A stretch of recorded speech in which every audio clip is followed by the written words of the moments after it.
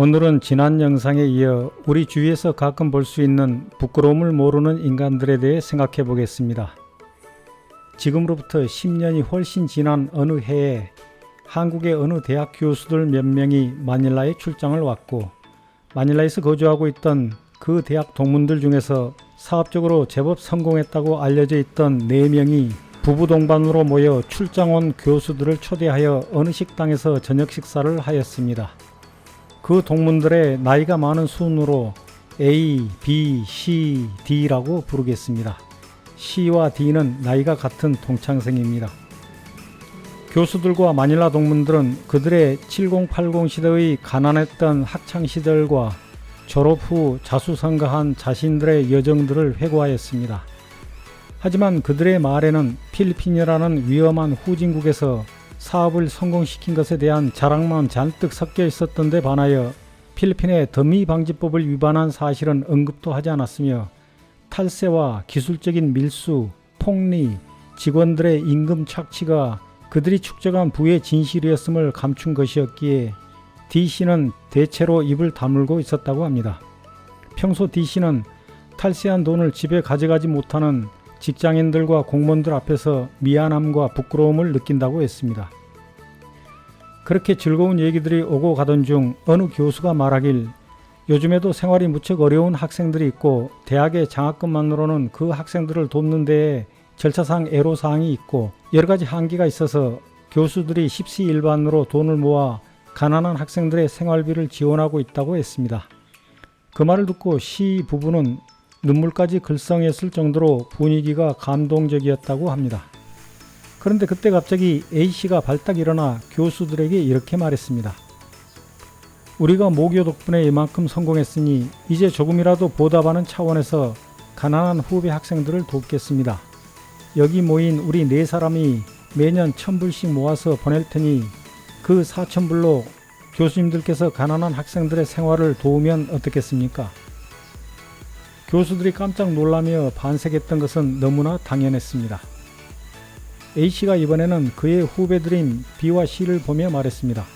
질문의 형식이었지만 어감은 다분히 강압적이었다고 합니다. 자네들도 매년 1000불씩 낼 수 있지? 그 정도야 우리들 사업에는 껌값이지 않는가? B씨와 C씨는 고분고분하게 동의했습니다. 하지만 D씨는 아무 말도 하지 않았다고 합니다. 그러자 A씨는 D씨도 무언의 동의를 한 것으로 간주하고 자신이 제안했던 장학사업을 그 자리에서 확정지어 버렸습니다. 교수들이 뜨거운 박수를 쳤고 식탁 분위기는 감사와 자긍심으로 가득 찼습니다. 하지만 D씨만은 그다지 표정의 변화가 없었다고 합니다. 나중에 D씨가 말하기를, 당시 그가 침묵했던 이유는 평소 A씨가 동문들 전체가 참여하는 일들에 대해 제멋대로 말하고 행동하며 결정하는 것에 반감을 가지고 있었기 때문이라고 했습니다. D씨에 의하면 A씨에게 그런 생각이 떠올랐다면 잠시 자리를 옮겨 동문들 4사람만 따로 회의를 한 후에 그 결정을 가지고 교수들과 상의해야 옳은데, 그런 정당한 절차와 다른 사람들의 의견을 무시하는 A씨의 건방진 태도가 싫었다는 것입니다. 그로부터 보름이 지난 후 마닐라에 출장 왔던 교수들 중 한 명이 동문 4사람에게 이메일을 보냈습니다. 장학 사업에 대해 실무 협의를 하자는 것이었습니다. 하지만 동문 4사람 중 그 누구도 답신하지 않았습니다. 그러자 일주일 후에 그 교수가 또다시 이메일을 보냈습니다. 이번에도 모두가 침묵으로 그 교수의 이메일을 무시해버렸습니다. 그러자 D씨가 A씨, B씨, C씨에게 이메일을 보내어 따졌습니다. 왜 그때 장학금을 모아서 보내주기로 약속하고서 아무런 회신을 하지 않는 것입니까? A씨가 대꾸했습니다. 난 하고 싶어도 바빠서 못해. 자네가 할 수 있다면 해보든지. 평소에 A씨의 눈치를 심하게 보며 살던 B씨와 C씨도 A씨와 똑같은 말을 했습니다. 그때 D씨는 그들 모두를 속으로 비웃었다고 합니다. 어떤 자리나 행사장에서 당장의 찬사를 받는 것을 좋아하여 나중에 책임지지 못할 말을 함부로 내뱉는 A씨와 그런 A씨를 보수처럼 떠받들며 졸졸 따라다니는 B씨와 C씨가 천박하다고 생각했기 때문이라고 했습니다. D씨가 이번에도 3사람에게 이메일을 보냈습니다. 전화나 만나서 상의하지 않고 이메일을 보낸 이유는 그 세 사람이 말을 자주 뒤집는 습관이 있어서 증거로 남기기 위해서였다고 합니다. D씨가 보낸 이메일의 내용은 대충 이러했다고 합니다. 아래와 같은 조건에 동의한다면 내가 장학 사업을 추진하겠다. 첫째, 마닐라 거주 동문 모두가 참여하되 우리 네 사람은 약속했던 대로 매년 1,000불씩을 내야 하고 나머지 동문들은 금액에 상관없이 십시일반으로 참여한다. 이를 위해 별도의 통장을 개설한다. 둘째, 매년 1월 한 달 동안에만 장학기금을 모아 모교에 4,000불을 보내고 나머지 금액은 통장에 보관한다. 모든 동문들의 참여 금액은 비밀로 하며 통장 관리인이 매년 모금 금액과 잔액만 동문 전체 이메일과 모교에 통지한다. 셋째, 장학회 조직이나 회장, 총무와 같은 직책을 만들지 않는다. 장학금 모금과 통장을 관리하고 모교와 연락하는 사람을 정하여 연락책이라고 부르되 연락책의 이름을 모교와 외부에 알리지 않는다.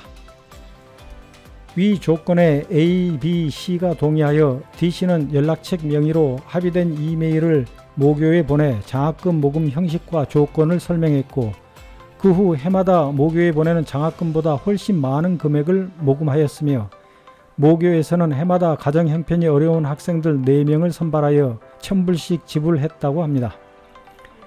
그런데 비밀로 하기로 했던 마닐라 동문들의 장학 사업을 누군가가 소문내기 시작했고 특히 A씨와 B씨는 모교를 방문했을 때 많은 교수들로부터 장학 사업에 대한 칭찬을 많이 받았다며 자랑을 하고 다녔다고 합니다.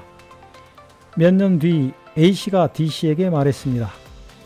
D 사장, 이제 우리 장학 사업이 자리를 잡았으니 정식으로 조직을 갖추세.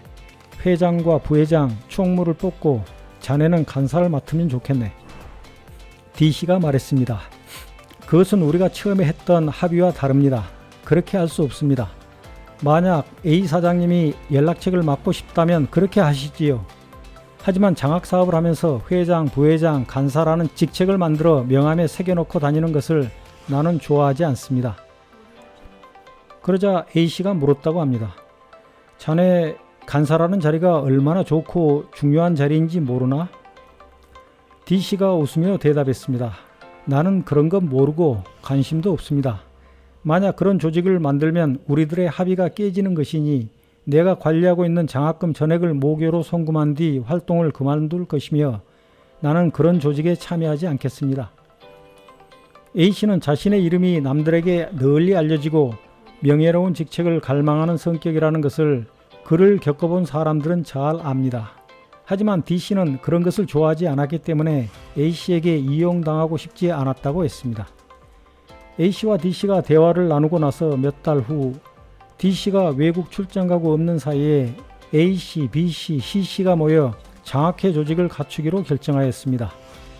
마닐라에 돌아온 후에 그러한 사실을 알게 된 D씨는 A씨, B씨, C씨의 결정을 마닐라 동문들 전체와 모교에 통지하면서 장학금 잔액 8천여 달러를 모교로 송금했습니다. 그 후 D씨는 그 일에 관심을 끊었다고 했습니다. 그런데 A씨, B씨, C씨가 주도한다던 장학사업은 매년 모교에 보내야 하는 장학금에 크게 못 미치는 돈을 모금하더니 몇 년 후에는 흐지부지 되어 버렸다고 합니다. 그 대학의 마닐라 거주 동문들은 20명 가까이 됩니다. 특히 A씨, B씨, C씨 세 사람이 원래 약속했던 1,000불에 각자 340불씩만 더 내어도 장학사업을 유지하는데 아무런 문제가 없었을 터인데 왜 그랬을까라며 D씨가 의아해했습니다. 아마도 그 세 사람마저도 약속했던 금액을 내지 않았기 때문일 것입니다. D씨가 모금할 때에도 A씨와 B씨는 그들이 약속했던 1,000불을 이런저런 핑계를 대며 끝끝내 내지 않았던 해가 몇 번 있었고 C씨도 내지 않으려 했지만 동창이었던 까닭에 약속을 지키라며 윽박질러 받아내곤 했을 정도이니까요. 아무튼 순조롭던 장학사업은 회장, 부회장이라는 타이틀에 대한 욕심을 부렸던 몇 사람 때문에 파탄이 나버렸지만 그들은 아무렇지도 않은 듯 했습니다.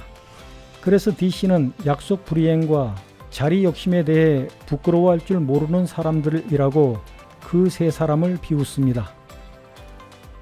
내가 곁에서 관찰하기에 그 세 사람을 직접 겪어보지 못한 많은 필리핀 교민들은 그들을 공통적으로 성공한 사업가들, 착한 회장님들, 신앙심 깊은 사람들이라고 칭찬합니다.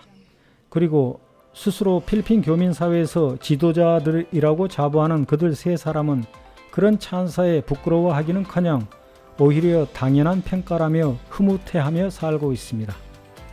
한편 D씨는 여전히 그들이 천박하고 가소롭다고 생각하고 있습니다. 나도 그렇게 생각합니다.